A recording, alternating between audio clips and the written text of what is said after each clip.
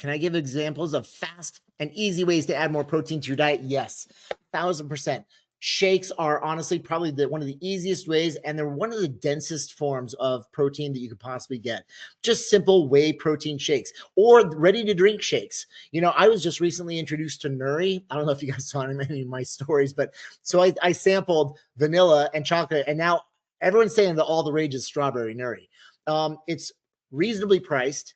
It's a fast way to get 30 grams of protein. It's relatively thin. So if you're using a GLP-1 or if you've had gastric bypass surgery or something like that, it's relatively easy to drink, digest, and get out of your stomach because it'll empty out of your stomach faster.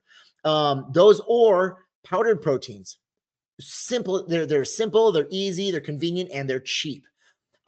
They really are some of the easiest ways. And then what I'll do is I'll use protein powders or meal replacement shakes, and I flavor my other foods with them. So I'm adding pumpkin spice meal replacement shake to my pancakes, or I'm making because it's the season, eggnog.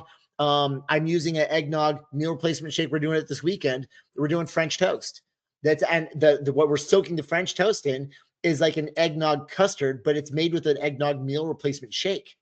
And so you can literally, I'm adding those powdered proteins to a lot of my different foods. And then I'm also having the shakes throughout the day.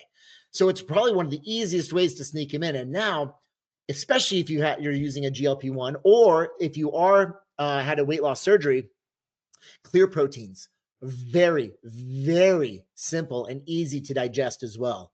And they're even thinner than your whey protein shakes. And clear proteins, it's same. It's a whey protein isolate, but it's ground very, very thin and it's watery. It's almost watery, but you can have different flavors and they're usually pretty delicious.